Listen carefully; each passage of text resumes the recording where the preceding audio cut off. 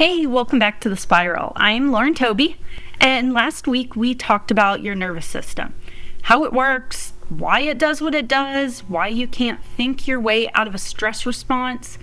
If you missed that one, I would definitely go back and watch it because everything builds upon that, and it'll make today's episode just work differently. So today I want to talk about something that I think is one of the most confusing experiences a person can have. You left, right? You got out, you changed your situation, the relationship ended, or you quit the job, or you moved across the country, or you finally set the boundary that you've been avoiding setting for years, even maybe decades, right? The thing that was hurting you is no longer a part of your daily life, yet you're still bracing. You still feel like you're scanning the room before you ever open your mouth. You're still flinching when someone raises their voice, or even when it's enthusiasm and excitement. You're still sitting there trying to rehearse conversations in your head and editing yourself down to the version that's least likely to cause friction. Maybe you're still up at 3 a.m. with your heart pounding and you can't sleep, and it's nothing you can actually name, right? The threat left, but your body never got the memo. So if you've ever felt crazy for still reacting to something that's technically over, this episode's for you. First off, you're not crazy. And by the end of this episode, you're going to understand exactly why your system is doing what it's doing and what it actually takes to start to update the programming. So I want to tell you about a moment that happened about 8 months after my divorce. Everything on paper was settled. I was in my own place. The kids had their new routine, and I was building a life that I had chosen, right? On purpose. By every measurable, viewable standard, I was free. And one Sunday afternoon, the kids were in playing on their game system, and I was rearranging my living room. Just moving furniture. I wanted something new, something fresh, like I think we all do from time to time. It was something I wanted to do. Nobody asked me to do it, and nobody was giving me their opinion about where the couch should go. It was my space, my choice, my afternoon, right? So I moved the bookshelf to the opposite side of the room. I stepped back and looked at it, and my first thought, my immediate automatic response was, he's gonna hate it here. He wasn't there. He didn't live there. He didn't come in. He never came to my house anymore. He had no say in my furniture or my life, but I was standing in a home making a choice that affected exactly no one but me, and my nervous system was still running the program that said, make sure you check for his reaction before you do anything, right? I had to manage the response, minimize the disruption. So I just stood there staring at that bookshelf for, I swear it felt like 10 hours, but it was probably 30 seconds, right? Just noticing what my body was doing. There was a tightness in my shoulders. This is low-grade vigilance. It's like my system was bracing for a critique that was never gonna come. That's what I mean when I say the threat leaves, but the patterns stay. My conscious mind knew I was safe, but my body was still living in 2019. Your nervous system, my body, my automatic responses don't update in real time. Your nervous system doesn't check the calendar and say, oh, the divorce was finalized in May, we can stop scanning for danger now, right? It updates through experience, through repeated evidence that the current environment is different from the one that wrote the original code. So think of it like a security system that was installed during a break-in. The break-in is over. The intruder is gone. The locks have been changed. But the alarm is still set to the old sensitivity. That's weird. Think of it as a motion detector that you installed to trigger when you were out of the house, right? You had no one living with you, no pets, nothing, so you set that motion detector pretty strong. And then over time, you got a cat and got a dog and started living your normal life, but everything set off that motion detector. Everything was tripping your alarm. Every time the cat stretched, every time the dog turned over, right? Everything tripped the alarm. And it's not because there was a real threat, but because the system had been calibrated during the time when the environment was different. And nobody went in and recalibrated it since your environment changed, right? You are that motion detector. Your nervous system is the setting on that motion detector.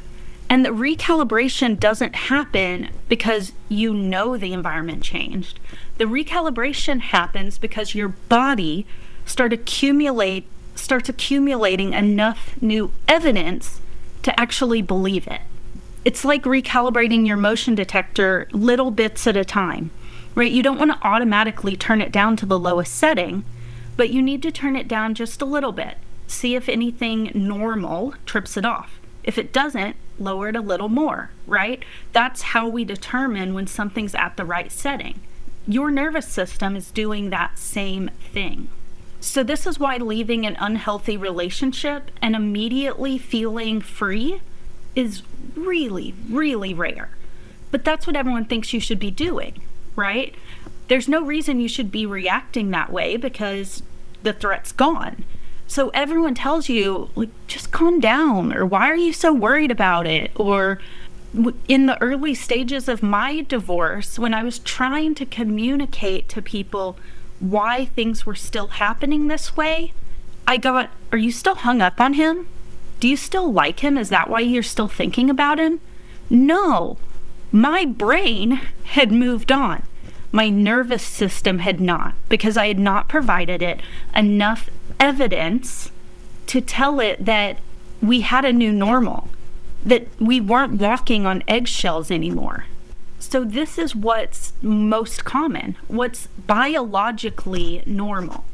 It's leaving and then spending months or years gradually teaching nervous system that the rules have changed, that you can speak without being punished, that you're allowed to take up space physically, emotionally, without being diminished, that you can have preferences and opinions, and it's not going to cause a conflict. Every time you do one of these things and nothing bad happens, your system collects it as a data point. But one data point can't override years of conditioning. But enough of them over time will start to shift to that baseline. Your motion detector starts to recalibrate, right? The sensitivity decreases slightly each time. The space between the trigger and the response gets wider. And that's what integration actually looks like. Not one breakthrough moment, but a tiny 1,000 small moments of your body learning that the old rules don't apply here. And here's where it can kind of get a little sneaky. And I think a lot of women get stuck without understanding why. When you've spent years adapting to someone else's emotional climate and managing their moods and anticipating their reactions, organizing your behavior around their comfort, you start to develop what I think of as ghost rules, right? Invisible operating instructions that continue to govern your behavior long after the person who created them is gone. Okay, so ghost rules sound kind of like this, right? Don't be too happy because visible joy invites scrutiny. That is a rule that your body has embedded into your very being, but you didn't do it on purpose. You didn't create that rule, right? Maybe don't bring up what's bothering you on a good day because you'll ruin that day. Your emotions and your opinions and your feelings will not ruin a good day when you're with someone who truly appreciates you, right? Or the one I hear so much when I post on social media about this is don't ask for help because needing things makes you a burden. And you've embedded so much that asking for help gets used against you, and asking for help makes you weak. Or when you ask for help, nothing happens. And so that is ingrained as a ghost rule inside your body. right? Don't ask for help. And then this ends up as kind of the overarching ghost rule of always have a reason for your choices ready in case you need to defend them, and always leave an out in case you need it. So that turns into couching your opinions. Like, well, I think that I feel like this should go over there. You already have ways to defend it, but you've also given yourself an out so that if someone comes at you telling you you're wrong, you can say, well, I thought I did, but no, I see how this happens, right? It's easy for you to get out of that opinion. Now, none of these rules are like written down, right? There's not a poster like in kindergarten that has, the 10 rules of the classroom. You probably can't even articulate them, right? You don't even know that they exist, but your body is following them automatically. They're so embedded in your nervous system, it's like muscle memory, right? It's like driving to the grocery store and you don't remember how you got there. You don't decide to follow them, you just do. The same way you don't decide to flinch when something flies at your face, you just do. And I caught myself following these ghost rules for months after I left. I'd cook dinner and instinctively I would have made something I knew would have been approved of. Not because I wanted it, a lot of the times I didn't, but because my system was so organized around someone else's preferences. I'd hear a car pull into my driveway, even if I knew who was coming over and was planning for that car to come into the driveway. And I'd feel this spike of alertness and hypervigilance. And then I'd remember that there's a reason someone's coming into the driveway, right? Or it's just someone turning around in my driveway, right? Every car didn't need that hypervigilant alertness.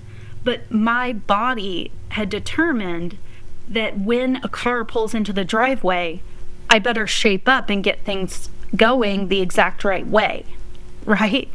So I still catch myself doing this sometimes. Like, the ghost rules don't just disappear, even as you give more and more information, right? They become way less easy to trigger, but they still exist.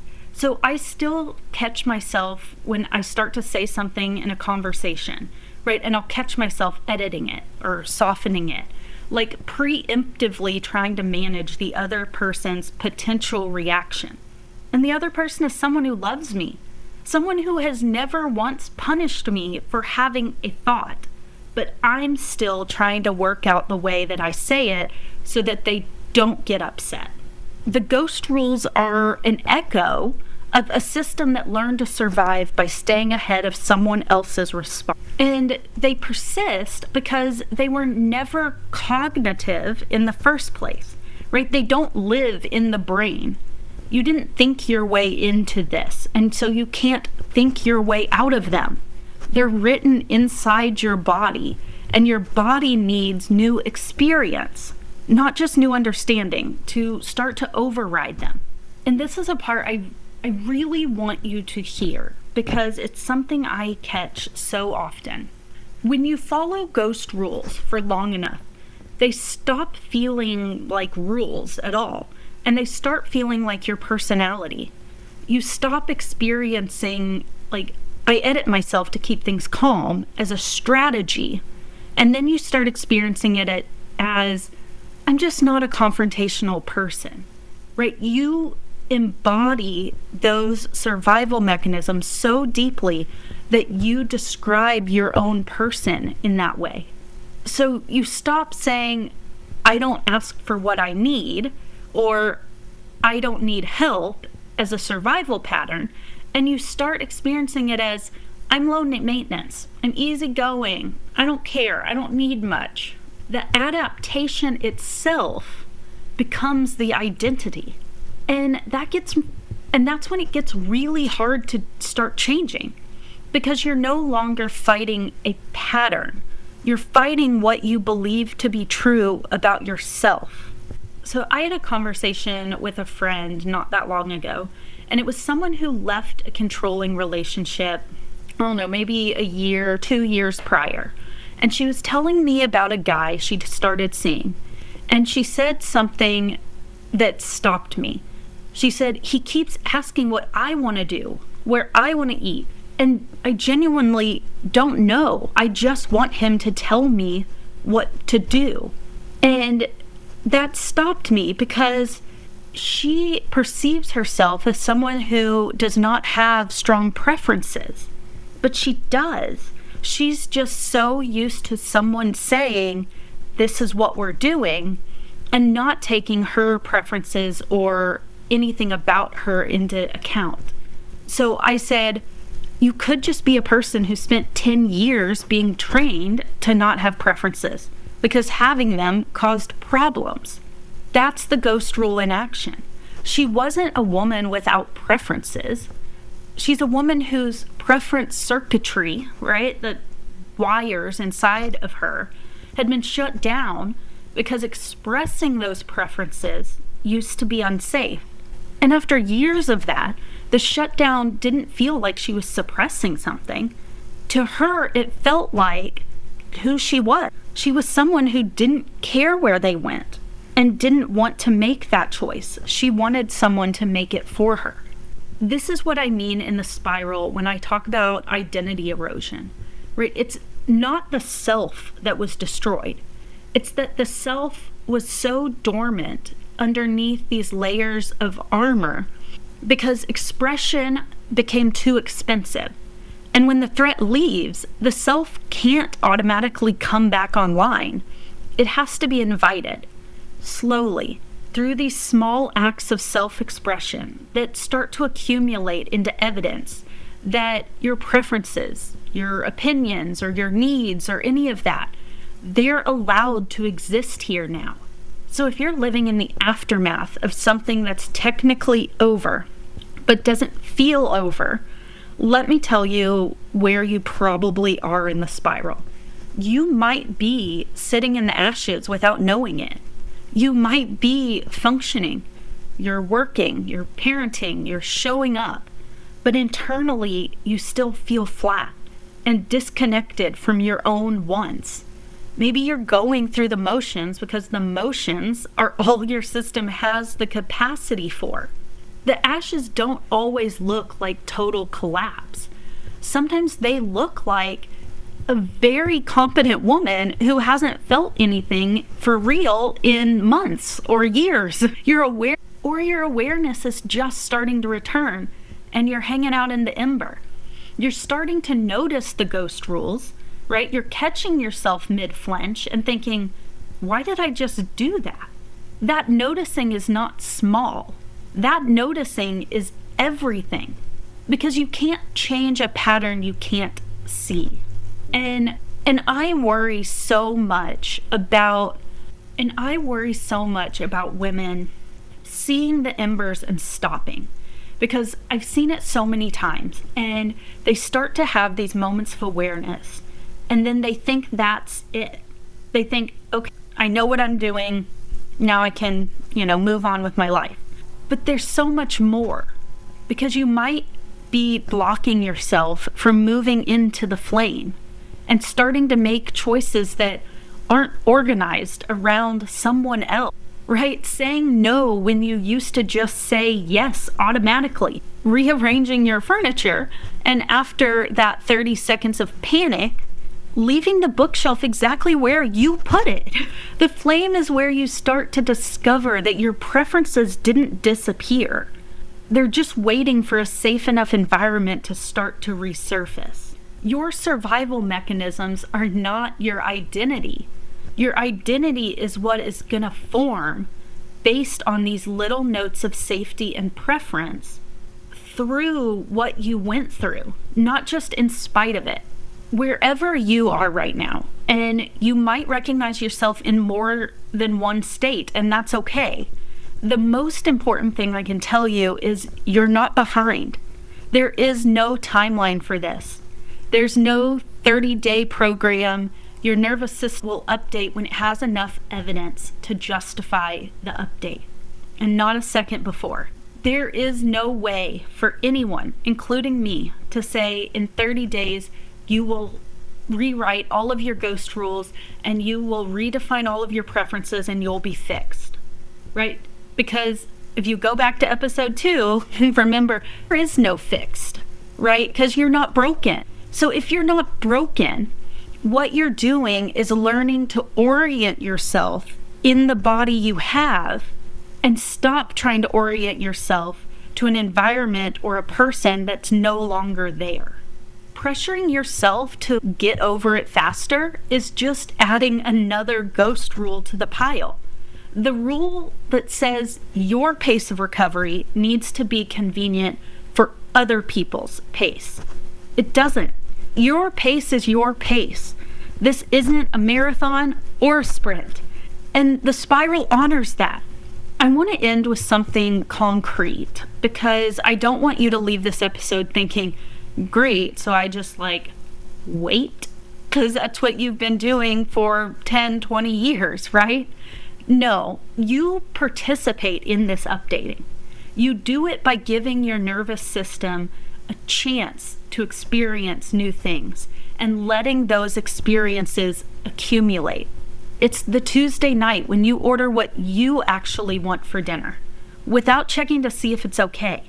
I do this often now, even in spite of my kids, right? Because as moms, we all, think about, well, my kid won't like that or I can't have that.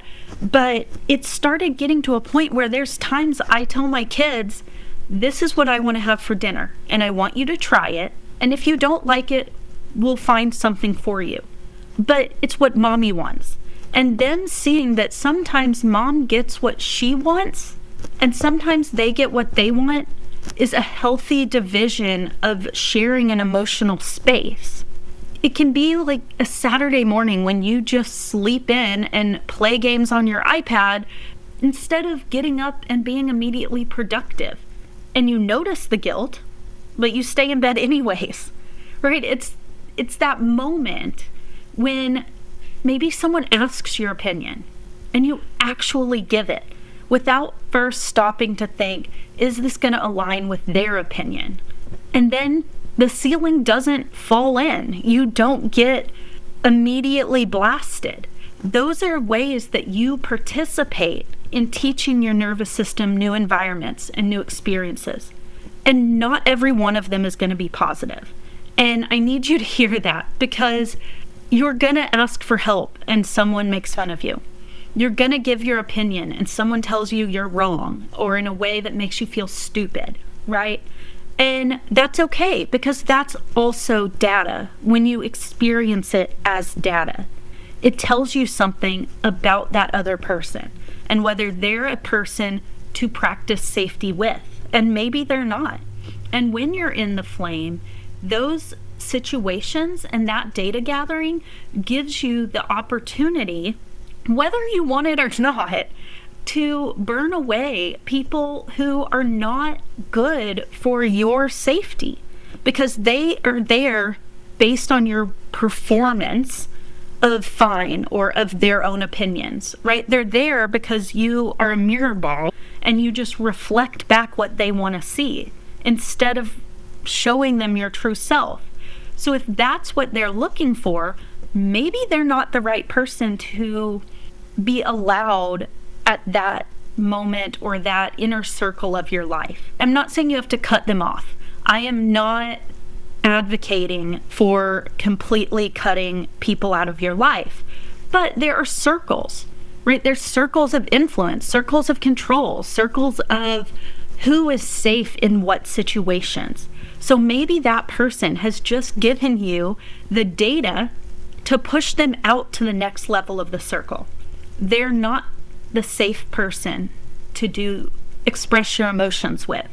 So it took me a long time, but I started realizing that I can approach people and situations and environments, and my goal is for me to approach it assuming that everyone else is also approaching it with the best intentions. And is that always true? No. And again, data point. But if you go in assuming the best intentions, then you're not already bracing for the defense. You're giving yourself and your body the chance to experience safety, to experience someone caring about your opinion. Because each one of those moments in your body is evidence that's collecting that the rules have changed. And no single one of them is like the moment it shifts. But together, accumulated over weeks and months, they begin to teach your nervous system what your mind already knows, right? You're not there anymore. You're not in that house. You're not in that job. You're here. And here is different. I moved to that bookshelf, and I haven't thought about anyone's reactions to it.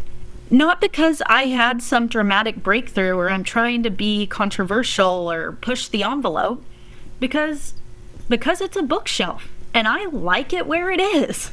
And it's because I've had 1,000 small moments of living in a space where my choices belong to me and my body finally believes me. That's how this works. Not in a single revolution. It's a spiral. The same lessons returning. But each time, a little more yours.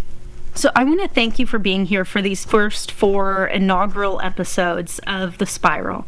I dropped them very quickly because I wanted you to have a way to orient yourself around the spiral and your own nervous system. So whether you binge them all or you've been listening week by week, I am so grateful that you are giving this time. Because next week, I'm going to shift gears a bit, and I want to talk about something that's going to feel very specific and very uncomfortable for a lot of people. And that's what happens when your kids start seeing the patterns. What it means when you catch yourself parenting from survival mode, and what you can actually do about it without the guilt spiral. So our time here in this episode may be over, but it doesn't have to end the conversation. If you go to www.laurentobey.com/connect, there's a community with other people who are here, they're experiencing it, and they're living their own spiral. It's free, it's judgment-free, it's women who get it. And my book, Spiraling into Control, will be available wherever you buy books on February 27th, 2026. So if you're listening after that day, you can jump to wherever you like to buy books and buy Spiraling into Control, where I go through so much deeper. I go through the entire spiral framework, and you see me living it, right? All right. I will see you Tuesday.